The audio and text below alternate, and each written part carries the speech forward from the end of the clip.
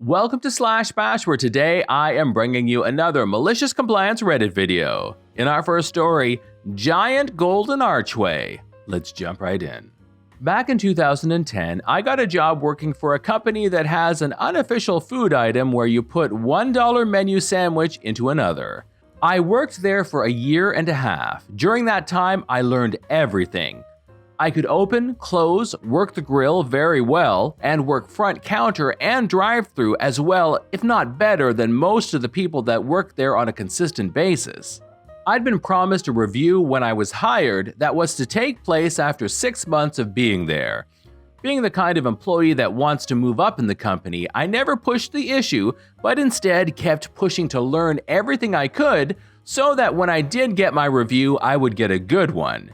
In my time there, I called off once because I was recovering from emergency surgery to get rid of a pilonidal cyst that had ruptured. By the same token, I was always the first to volunteer to pick up a shift if it didn't interfere with my college classes. After being there a year and a half, they announced everyone would be getting a review. My general manager came to me and told me the time she wanted to schedule me for to discuss my raise. At that time, I told her that I would be needing a 25-cent raise, taking me to $10 an hour, in order to make it so I could sustain working there while going to college, and she said she understood. When my review came, I was floored. Despite all of the work I had put in and the energy I had poured into my job hoping to reach management while going to college, she assessed me as a meets expectations employee. I don't mean to sound cocky, but I knew my own value as an employee. I knew I more than exceeded expectations of an employee of that company, and I said as much. She tried to claim it was based on the consensus of the other managers, but I knew myself to be a favorite employee of every manager but her. She then told me that she would be giving me a 15-cent raise. I told her I had requested a quarter, and she said that 15 cents was the best she could do. The wheels turned in my head, and I knew I was undervalued by her, and I would never have a chance to move up. So I told her I would be putting in my 2 weeks' notice. She looked at me as if I had slapped her and said, "You're leaving over 10 cents?" I looked her right in the eyes as I said, "No, you're losing a fully cross-trained employee that loves her job over 10 cents. I then stood up and walked out to my car. I did write out a 2 weeks notice and immediately began looking for work. During my search, when she worked with me, she'd frequently tell me how someone of my experience couldn't hope to get a job making the $10 I'd requested of them. Well, I did, and then some. I applied to a gas station that was obsessed with the letter Z on the East Coast and was to work in their kitchen overnight. I'd be making $12 an hour if I got the job. I called literally every day until I got an interview. I had my interview the night of my last call and was given the job on the spot. With 5 days left on my notice, I informed her that I had gotten a job, where I'd gotten it, and how much I'd be making. If looks could kill, I'd have never been able to start at my other job because of the dirt I'd be buried under. To get back at me, she wanted the one thing I treasured most. As an employee working for that company, they'd give you pins you could put on your hat to show your accomplishments. In a year and a half, I'd earned over 30 pins. I was proud of them and considered them a collection. She told me that after my last shift, I'd have to return my uniforms and all of my pins. I claimed the pins were mine as payment for things I had done, but she told me she would make sure I'd be docked the cost of the pins out of my last paycheck if I didn't return them. Did it. Despite everything I'd worked for to turn this in my favor, she got under my skin. So I decided to get her back. Wanting to completely burn a bridge, I came up with an idea I can confidently say was my own, but had been done before on some shows I'd never seen at the time. I decided to suspend them in Jell-O.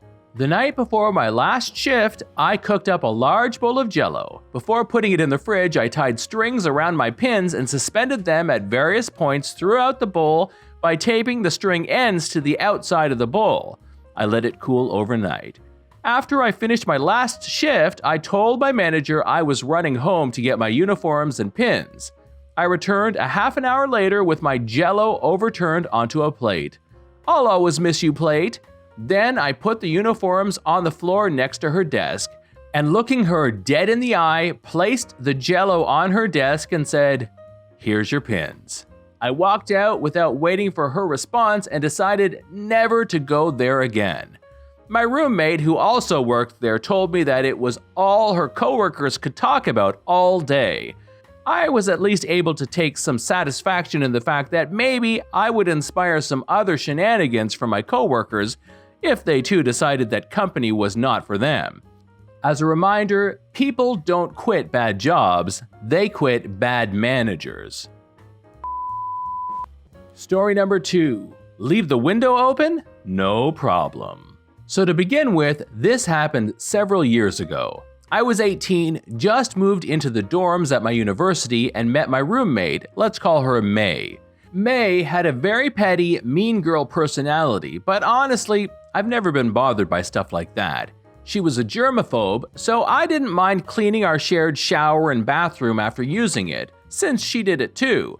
And I even let her use my microwave and mini fridge, so as a general rule, we got along.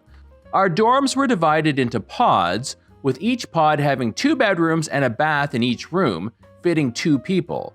Well, May happened to know the girl in the other pod, Danielle. Danielle's roommate never showed up, so May moved over there and boom, my very own room. The issue started in late October when the temperatures dropped regularly. See, I'm a very warm-bodied person. I get hot easily and my ideal room temperature is around 65 degrees. Doable in the winter. In the summer, I obviously hover more at 73 because air conditioning is too expensive.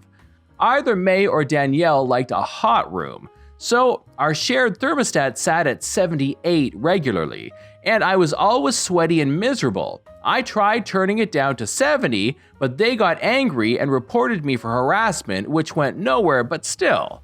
Finally, one day, Danielle told me I wasn't allowed to touch it. Excuse me? I think I pay to live here too, and if I was hot, just open a window.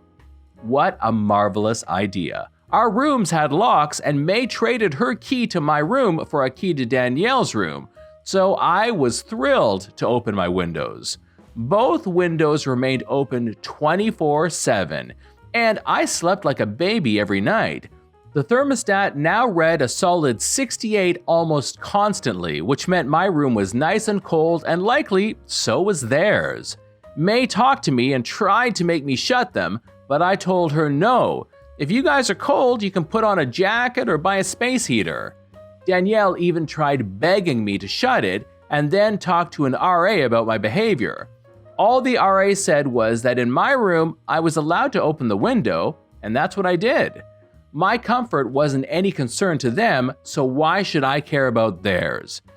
They started doing petty things like breaking the plates I offered to share, making my microwave in our small common space stink, etc. So I moved those into my room and they were left having to buy their own supplies. When the end of second semester came and I was moving out, Danielle confronted me for ruining her dorm life. What? Because she could never be comfortable wearing as little as she wanted, and I remember laughing at her. I reminded her she's the one who suggested opening my windows, and she's the one who refused to compromise on the room temperature. That was the only year I lived in the dorms on campus, but boy, was it a hoot. Funny thing is, I spent most of my time out of the room anyway because of class, work, scholarship activities, and hanging out with friends. So if she would have kept the thermostat at say 72 to 73 degrees, we never would have had a problem. Oh well. This is John from Slash Bash. Thanks for watching. If you've enjoyed the video and want to be the first to know when the next one drops, subscribe and click on that notifications bell. I'd love for you to drop a like, share it with your friends. See you in the next one.